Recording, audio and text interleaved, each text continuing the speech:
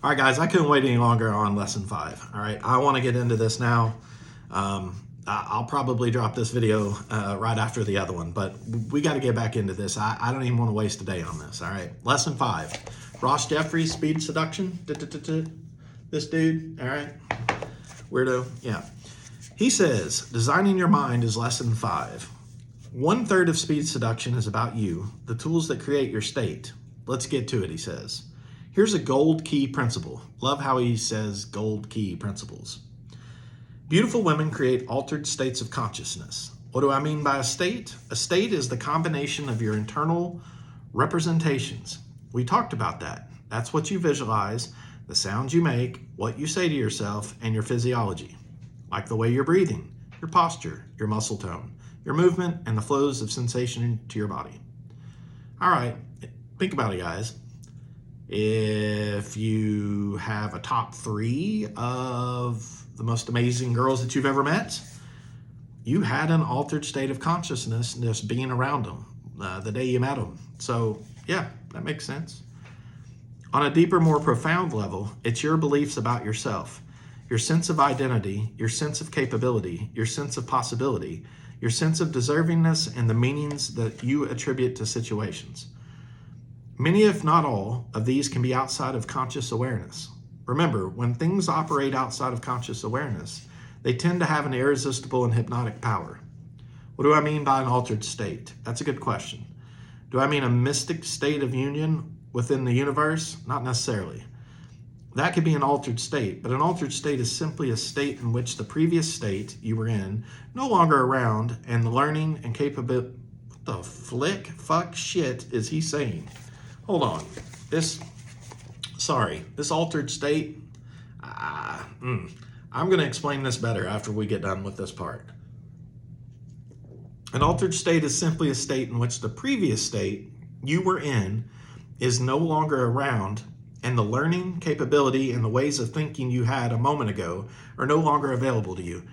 There's a simpler way to say this. An altered state with the right woman is better than the state you were in before you met her, okay? I just rewrote that sentence. That makes a lot more sense than this gargamagoogle that just fucking flew out of this book. All right, that may not be a deterrent. You may have a better set of ideas, beliefs, or internal representations, and boy, do I do. Altered states are not limited to drug experiences or visits by God or aliens, he says. Now he's going out to lunch, off in left field. Altered states are what's happening all the time anyway. One of the more profound understandings in speed seduction is not that it's hypnotic, but that most of our processes are hypnotic and they take place outside our conscious awareness and choice. So, to basically give you an understanding of what he's saying, most of his techniques and approaches he applies to get an internal unconscious response from people, okay? It's why if you go back and you've listened to all my videos, all these things that he says is to imply a thought and a feeling to the person he's talking to, which is masterful to do such things. Maybe in the 80s and 90s when he perfected this, that was even more masterful to do it at that time. The way he's doing it though, it's a bit jaded. It's a bit confusing to people that just literally don't understand these types of people, ways of thinking. All right, so that's my whole goal of this, is to try to rewrite this in a sense, to update it with current and better techniques. All right.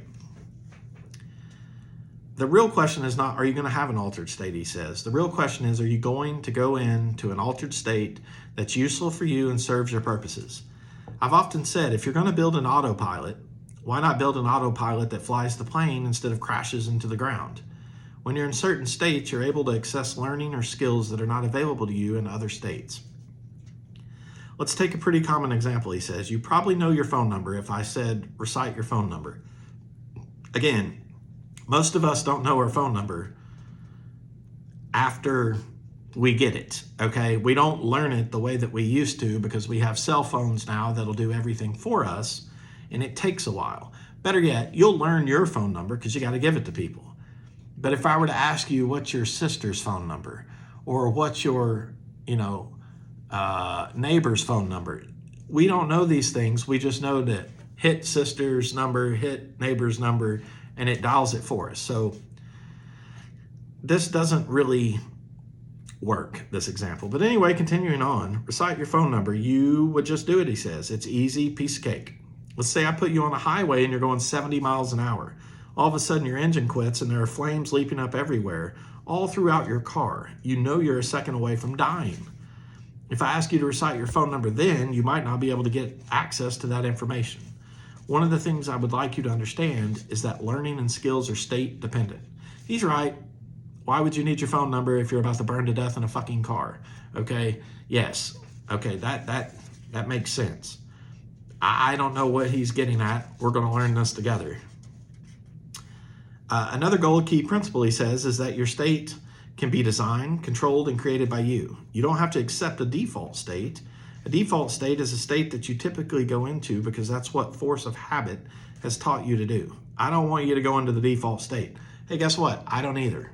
All right, default state, he's getting into some really deep shit here, and honestly, I'm all about completing this book or I'd just skip this fucking chapter. But nope, I have OCD that is treacherous. I won't sleep for a week if I skip this chapter. I want to present the idea that you can design your state. I keep coming back to this notion of recipes. There's no such thing as competence. It's not a thing. Like fluid in your body or oil in your car, you go to the mechanic and he puts the dipstick in and he says, you're a quart low on oil. You're not a quart low of confidence fluid and need more to put in your tank. I'm sorry. Confidence fluid? What the fuck? Whew. All right. But think in terms of recipes, he says. Any state that you would like to create is just a combination at any given moment of the internal representation, physiology, or flows of feeling in the body in a certain proportion in a certain sequence. If you want to change state, change the recipe. My God, I feel like I'm in a lecture. This is, I don't know. I have no words yet. How do we change the recipe? We could pull one element out. If we're going to bake a cake and we take it out of the heat from the oven, we're not going to get a cake. We could change the order of the recipe to see what happens. We could change the proportion of the ingredients. Now the man's a cook. Okay? Ross Jeffries bakes cakes, ladies and gentlemen. What does this translate to for you? If you're making imagery in your mind of women rejecting you, you can shrink down and imagine that you're really small, okay? Because she rejected you. Make a much bigger image in your mind of bigger things coming out in the way you want them to. If you have a voice in your head that says you'll never get anywhere, sweeten the tonality. I learned this from a teacher, Richard Bandler, whoever the hell he is. It's the same thing, but it says you're such a fuck up. That girl will never like you. You're such a loser. There are a lot of different elements you can change in the recipe that produces your state. I don't think I ever had a voice that told me such things when I was younger.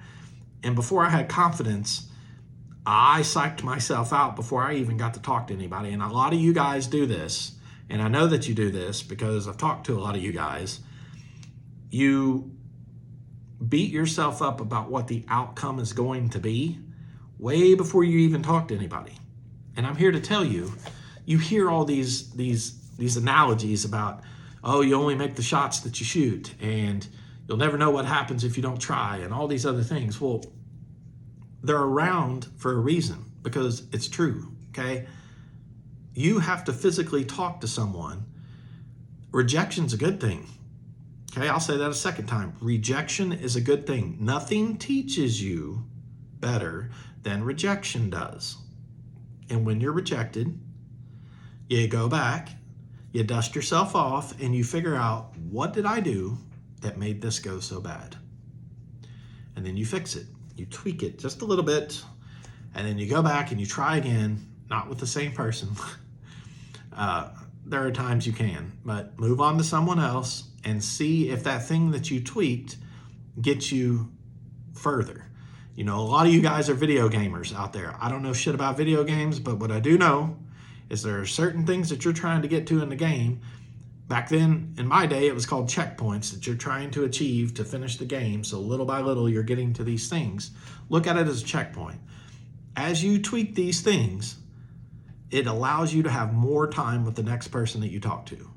And then if that doesn't work out, you tweak that thing and you get even more time with the next person. And pretty soon you get the end goal, whether it's to sleep with a bunch of people, date a bunch of people, get married to somebody, whatever the case is, you'll finally get there by tweaking the little things that have turned people off along the way, okay? So there's my valuable lesson for this, more so than all these states and everything. So, a key idea, he says, to what helps you gain awareness of the possibility of controlling your state.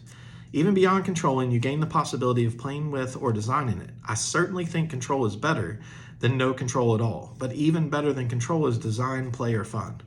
When you were a kid, you played with Legos or Tinker Toys, he says. What the fuck are Tinker Toys? Okay, Legos I understand. You didn't do it for a primary sense of control over the toys. You did it to build something to have fun with. You can do the same thing with your state of mind. Understand that it never just happens to you. You don't have approach anxiety. You are not a shy human being. It's something that you've created outside of your conscious awareness. Therefore, you can create something new, different, and a lot more fun. Okay, makes sense. This is another gold key principle, he says. Take notes.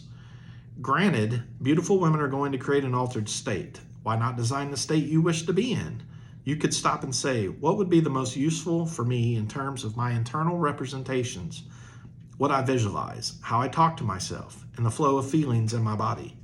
What would be most useful in terms of the way I feel in my clothes, the way my muscular features feel, and the way I talk to myself on the inside and outside?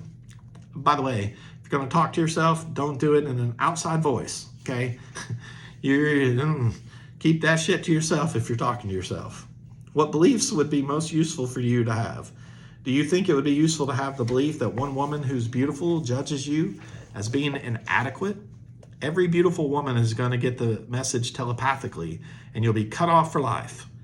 Do you think that's useful? No, but many guys think about it that way. What are the internal representations and beliefs you would like to have? I mean, again, back to what I was saying. Stop psyching yourself out before you actually do something. What's the worst that could happen? She says, ew, get away from me. No, leave me alone. I have a boyfriend. Frogs, fuck. You don't know what she's going to say, okay?